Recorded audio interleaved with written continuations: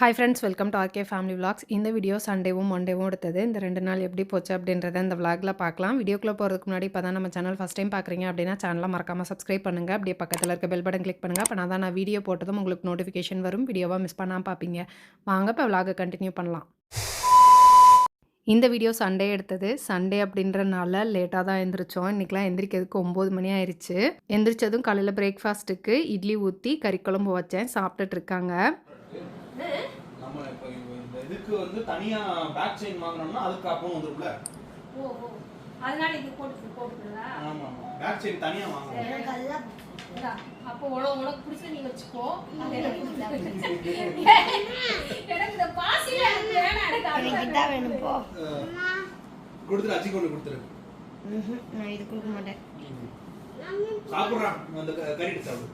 ஏய் கறி சாப்பிடுறேன். கறி சாப்பிடு. கொண்டா எனக்கு இதான் வேணும். இத வச்சுக்க நீ அத குடு சொல்றேன். ஏய் நாளைக்கு விசேஷத்துக்கு கேக்குது அஜி குடு. அட குடுறி. குத்துது கொடையுதுன்னு வா. போட்டா குத்துது கொடையுதுன்னு வா. அது எங்க அம்மா போங்க. அப்பா அம்மா கிட்ட பேசி அம்மா கிட்ட வா சொல்லு போ. ஒரு யார் வேலை செய்றா? நீயா செய்ற? கால்ல யார் போய் கறி எடுத்து? வேலை பூரா க்ளீனா செய்யறமா.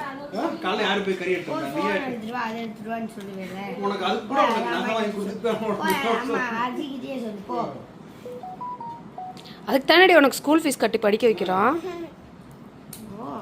ஏய் நீ உட்காந்து சாப்பிட்டுடு. எங்கள் அனிவர்சரி அன்றைக்கி எடுத்த நகையை பார்த்துட்டு இருந்தோம். அத்தை எனக்கு ஒரு ஃபங்க்ஷன் இருக்குது, இதை கூட நான் போட்டு போயிட்டு வரேன் அப்படின்னு சொல்லி கேட்டாங்க. கயல் வந்து இல்லை இது ஏன் செயினை நான் கொடுக்க மாட்டேன் அப்படின்னு சொல்லி கொஞ்சம் ஓரியாண்டுட்டு இருந்தா. அனிவர்சரி அன்றைக்கி நகை எடுக்கிற வீடியோவில் நான் சொல்லியிருந்திருப்பேன் கயல் கண்மணிக்காக இது எடுக்கிறேன் அப்படின்னு சொல்லி. ஸோ வீடியோவை பார்த்ததுலேருந்து எனக்கு ஒரு செயின் கயலுக்கு ஒரு செயின் அப்படின்னு கண்மணி சொல்லிட்டு இருந்தா. இது எனக்கு இது அவளுக்கு அப்படின்னு சொல்லிட்டு இருந்தாளுங்க. சரி ஓன் செயினை எனக்கு கொடுப்பாப்பா அப்படின்னு கேட்டுட்டு இருந்தாங்க அத்தை. கண்மணி கூட நகை வந்து ஆசைப்பட்டு போடுவா. ஆனால் கயல் வந்து ஆசைப்பட்டு போடவே மாட்டா. வீம்புக்குன்னு தான் எடுத்து போடுவா. ஆனால் போட்ட உடனே குத்துது குடையுதுன்னு சொல்லுவா. உனக்கு இந்த செயின் தானே வேணும் இப்போ போடுவா அப்படின்னு அவளுக்கு போட்டு விட்டேன். இல்லைம்மா குத்துது கழட்டிடு அப்படின்னு சொல்லிட்டா. கழட்டி அவங்க அஜிட்ட கொடுத்துட்டா. சரி நீ விசேஷத்துக்கு போட்டு போயிட்டு வா அப்படின்னு. காலையில் பிரேக்ஃபாஸ்ட் சாப்பிட்டு முடிச்சதும் சிங்கில் பாத்திரம் நிறைஞ்சு போயிருந்தது. முத நாள் நைட்டு நான் பாத்திரம் கழுவலை. சரி கையோட க்ளீன் பண்ணி வச்சிடலாம் அப்படின்னு சொல்லிட்டு மதியம் லஞ்சுக்கு சாப்பாடு மட்டும் அடுப்பில் வச்சுட்டு சிங்கில் இருந்த பாத்திரத்தெல்லாம் க்ளீன் பண்ணிட்டு இருக்கேன். என்னமோ தெரில லாஸ்ட் 2-3 நாளாக ரொம்ப டவுனாக ஃபீல் பண்ணுறேன். ஒரு 10 நாள் நிற்காமல் ஓடிட்டே இருந்தது. செம டயர்ட் ஆயிடுச்சு. கமல் வந்து ஏதாவது வேலை சொன்னால் கூட இப்போ ஒரு 2 நாள் எனக்கு ரெஸ்ட்டு கொடுப்பா அந்த மாதிரி கேட்குறேன். ஓடிட்டே இருந்தோம்னா ஒன்றும் தெரியாது. ஓடிட்டு சரி கொஞ்சம் நேரம் ரெஸ்ட் எடுக்கலாம் அப்படின்னு உட்காந்தோம்னா திருப்பி எந்திரிச்சு ஓட முடியாது. அந்த கண்டிஷனில் இருக்கேன். மதியம் லஞ்செல்லாம் முடிச்சதுக்கப்புறம் கமல் ஏதாவது சாப்பிட இருக்கா அப்படின்னு கேட்டுகிட்டே இருந்தாங்க. வீட்டில் ஃப்ரூட்ஸ் கூட இல்லைப்பா அப்படின்னு சொல்லிட்டு இருந்தேன். ஐஸ் வந்ததும் கையிலும் கண்மணியும் போய் ஐஸ் அவங்க வாங்கினது இல்லாமல் எங்களுக்கும் சேர்த்து வாங்கிட்டு வந்தாங்க. நீ தானே ஏதாவது வேணும்னு கேட்டுகிட்டே இருந்த, அதான் ஐஸ் வாங்கி கொடுத்தேன் சாப்பிடுப்பா அப்படின்னு சொன்னால். நான் ஏதாவது ஹெல்தி ஸ்நாக்ஸ் வேணும் அப்படின்னு கேட்டேன் அப்படின்னு சொன்னாங்க. கண்மணி ஹெல்தி அப்படின்னு சொன்னதுமே வந்து எனக்கு உளுந்தங்களி வேணும் அப்படின்னு சொன்னால். சரி இப்போ தான் ஐஸ் சாப்பிட்றீங்க, கொஞ்சம் நேரம் கழித்து செஞ்சு தரேன் அப்படின்னு சொல்லிட்டு கொஞ்சம் நேரம் கழித்து உளுந்தங்களி செஞ்சேன். கயல் கயல்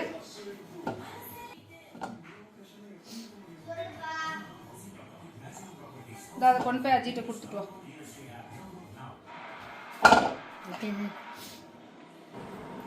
ஏம்மா கண்மணி எப்படி இருக்கு?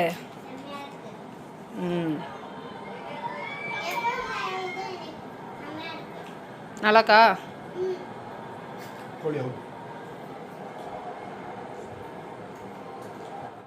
சண்டே ஃபுல் டே எனக்கு ரெஸ்ட்டில் தான் போச்சு. கமல் காலையிலேருந்து மதியம் வரைக்கும் ஒரு ட்ரைனிங் செஷன் அட்டன் பண்ணாங்க. அதுக்கப்புறம் வந்து கிரிக்கெட் பார்க்க உட்காந்துட்டாங்க. இந்த வீடியோ மண்டே மார்னிங் எடுத்தது. காலையில் வந்து கொஞ்சம் லேட்டாக தான் எந்திரிச்சேன். என்னன்னு தெரில, எனக்கு இடுப்பு பயங்கர வலி. என்னால் எந்திரிக்க முடியல. சரி எந்திரிச்சு ஏதாவது சமைச்சு கொடுப்போமே அப்படின்னு சொல்லி பிள்ளைங்களுக்கு சமைச்சிட்ருக்கேன். காலையில் எந்திரிச்சு சாதம் ஒரு அடுப்பில், சாம்பாருக்கு வந்து இன்னொரு அடுப்பில் வச்சுருக்கேன். காய் எல்லாமே கட் பண்ணி வச்சுருக்கேன். 6 மணிக்கு தான் எந்திரிச்சேன். 7:30க்குள்ளே எல்லா வேலையும் முடிச்சாச்சு. சாதம் வடித்து முட்டை வேக வச்சு பூசணிக்காய் மொச்சை போட்டு பொரியல் பண்ணேன். சாம்பார், அது கூடவே புடலங்காய் பொரியல் பண்ணேன். பிள்ளைங்களுக்கும் டிஃபன் பாக்ஸில் வந்து பேக் பண்ணி வச்சுட்டேன். சாதம் சாம்பார் ஊற்றி நெய் ஊற்றி நல்லா பிசைஞ்சு வச்சுருக்கேன். காய் முட்டை வந்து பிள்ளைங்களுக்கு டிஃபன் பாக்ஸில் எடுத்து வச்சுருக்கேன். கடகடன் டிஃபன் பாக்ஸ்லாம் பேக் பண்ணி பிள்ளைங்களை ஸ்கூலுக்கு அனுப்பிச்சி விட்டு இன்றைக்கி நான் கடைக்கு வரணுமா அப்படின்னு கேட்டேன். முடியல அப்படின்னா ரெஸ்ட் எடுன்ட்டாங்க. ஹாய் ஃப்ரெண்ட்ஸ், காலையில் பிள்ளைங்கள ஸ்கூலுக்கு அனுப்பிச்சி விட்டுட்டு இன்றைக்கி நான் கடைக்கு வரல, நான் வந்து ரெஸ்ட் எடுக்க போகிறேன் அப்படின்னு சொல்லிட்டேன். கமல் வந்து ஓகே ரெஸ்ட் எடு, நாளைக்கு கடைக்கு வா, நாளைக்கு வேலையை பார்த்துக்கலாம் அப்படின்னு சொன்னாங்க. அதனால் நான் இன்றைக்கி கடைக்கு போகலை, ஃபுல் டே வீட்டில் தான் இருந்தேன். ரெஸ்ட் எடுக்கிறேன் அப்படின்னு நான் கமல்கிட்ட சொல்லியிருந்தேன். ஆனால் ரெஸ்ட்டில் இல்லவே இல்லை. இங்கே பார்த்தீங்கன்னா சிஸ்டமில் வந்து ஒர்க் பண்ணிக்கிட்டு இருக்கேன். ராஜேஷ் கிச்சனுக்கு கொஞ்சம் வேலை இருக்குது. ஸோ காலையிலேருந்து அதை தான் வந்து உட்காந்து பண்ணிகிட்ருக்கேன். அப்பப்போ 2 வீடியோ எடிட் பண்ணேன், அவ்வளோதான். மித்தபடி வந்து ஃபுல்லாக வந்து சிஸ்டமில் தான் உட்காந்துருக்கேன். ரொம்ப டயர்டாயிட்டேன். ஆக்சுவலாக பார்த்தீங்கன்னா February 28 இருந்து March 8 வரைக்குமே கண்டினியூஸாக ஓடிட்டே இருந்த மாதிரி இருந்தது. இடையில எங்கேயுமே நிற்க நேரம் இல்லாமல் உட்கார நேரம் இல்லாமல் ஓடிட்டே இருந்த மாதிரி இருந்தது. ஓகே சண்டே இன்னைக்கு எங்கேயும் போவேணாம் அப்படின்னு சொல்லி நேற்று ஃபுல்லாக ரெஸ்ட்டு தான். எந்திரிச்சதே வந்து 9 மணிக்கு மேலே தான் எந்திரிச்சோம். அதனால ஃபுல் டே வந்து ரெஸ்ட்டில் இருந்தேன். கமலும் என்னை வந்து பெருசாக டிஸ்டர்ப் பண்ணல, ஓகே அப்படின்னு சொல்லி விட்டுட்டாங்க. இன்றைக்குமே வந்து ரெஸ்ட் எடுக்கிறேன் அப்படின்னு நினச்சேன். பட் ஆனால் வேலை இருந்தது, ஃபுல்லாக வேலையை தான் பார்த்துட்டு இருந்தேன். காலையிலேருந்து உட்காந்து சிஸ்டம் முன்னாடி இங்கே இந்த இடத்துலையே தான் உட்காந்துருக்கேன். ஒன்று வீடியோ எடிட் பண்ணிட்டு இருந்தேன், இன்னொன்று சிஸ்டம் பார்த்துட்டு இருந்தேன். ஸோ இந்த இடத்துலையே உட்காந்துருந்தேன். ஆக்சுவலாக நான் கமல்கிட்ட கடைக்கு வரலன்னு சொன்னதுக்கு ரீசனே வந்து எனக்கு இடுப்பு ரொம்ப வலிக்குது, உட்காரவே முடியல அப்படின்னு சொல்லி தான் நான் வந்து வீட்டில் இருந்தேன். ஆனால் வந்து இன்னைக்கு ஃபுல்லாக இங்கே இந்த இடத்துலையே உட்காந்துருந்தேன். கமல் வீடியோ பார்த்தாங்கன்னா திட்டுவாங்க, நான் கடைக்கு வரல உட்கார முடியலன்னு சொல்லிட்டு வீட்டில் உட்காந்து நீ வேலையை பார்த்துட்டு இருக்கியா அப்படின்னு. ஸோ அந்த மாதிரி தான் இன்றைக்கி என்னோடய டே வந்து போயிருக்கு. ஸோ இதுக்கப்புறம் தான் எந்திரிச்சு ஏதாவது அப்படியே நடந்துட்டு வரணும். உங்கள் குதிங்கால் வலி எப்படி இருக்குது அப்படின்னு நிறைய பேர் கேட்டுகிட்டே இருக்காங்க. ரீசெண்டாக என்னோடய வீடியோஸ் பார்த்துட்டு ஒரு சிலர் வந்து பர்சனலாக எனக்கு கால் பண்ணியும் கேட்டாங்க, இன்பாக்ஸ்லேயும் கேட்டிருந்தாங்க. ஏன் இப்படி நடக்கிறீங்க, உங்களுக்கு கால் வலி ரொம்ப இருக்கா அப்படின்னு கேட்டிருந்தாங்க. நல்ல டாக்டராக பாருங்கள் அப்படின்லாம் கூட சொல்லியிருந்தாங்க. இப்போ ரீசெண்ட் டேஸில் கால் வலி கொஞ்சம் அதிகமாக தான் இருக்குது.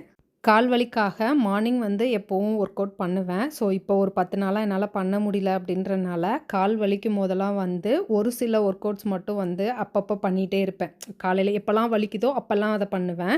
அதில் ஒன்று இந்த மசாஜர். இது வந்து கொஞ்சம் முள்ளாக இருக்க மாதிரி இருக்கும், அக்கு ப்ரெஷர் மாதிரி. நம்ம வந்து கால் வந்து ரொட்டேட் பண்ணிகிட்டே இருந்தோம்னா கொஞ்சம் நல்லாயிருக்கும், ரிலீஃப் கிடைக்கும் அப்படின்றனால இது ஒன்று பண்ணுவேன். இன்னொன்று வந்து எனக்கு ஃபிசியோதெரப்பி சஜஸ்ட் பண்ணது, நல்லா ஹார்டாக இருக்க பால் ஒன்றை கால் கீழே வச்சுட்டு நம்ம கட்டை விரல்லேருந்து குதிங்கால் வரைக்கும் நல்லா அழுத்தி உருட்டணும் அப்படின்னு சொன்னாங்க. ஸோ அந்த இது பண்ணுவேன். அது பண்ணேன் அப்படின்னம்னா நல்ல ரிலீஃப் கிடைக்கும் எனக்கு. இன்னொன்று பார்த்தீங்க அப்படின்னா, ஏதாவது லேசாக இருக்க துணி இல்லாட்டி கர்ச்சிஃப் ஏதாவது ஒன்று கீழே போட்டுட்டு அதை வந்து காலில் எடுத்து கையில் நம்ம எடுத்து போடுற மாதிரி கால்லையே வந்து எடுத்து போடுவேன். ஸோ அது பண்ணாலுமே வந்து நல்ல ரிலீஃப் கிடைக்கும். ஸோ உங்களுக்கு யாருக்காவது குதிங்கால் வலி இருக்குது அப்படின்னா இந்த மெத்தட்ஸை வந்து கொஞ்சம் ட்ரை பண்ணி பாருங்கள், கண்டிப்பாக நல்ல ரிலீஃப் கிடைக்கும். இந்த 3ம் நான் ரெகுலராக பண்ணிகிட்டே இருக்கிறது. இது வந்து பெயின்லேருந்து எனக்கு அப்பப்போ ரிலீஃப் கொடுக்கும். நிறைய பேர் லாங் வீடியோ போடுங்க அப்படின்னு கேட்டுகிட்டே இருக்காங்க. ஆக்சுவலாக அஃபிஷியலாக வெளியே எங்கேயாவது போகிறேன் அப்படின்னா அதை வந்து காட்டினேன் அப்படின்னா பிஸ்னஸவே காட்டுற மாதிரி இருக்கும். வீட்டில் நான் ரெஸ்ட்டில் இருக்கும் போது அதுவும் என்னால் காட்ட முடியாது. ரெஸ்ட்டில் இருக்கும் போது எதை நான் வீடியோவாக ஷூட் பண்ண முடியும். ஸோ அதனால் பெருசாக என்னால் லாங் வீடியோக்கோ ஷூட் பண்ண முடிய மாட்டேங்குது.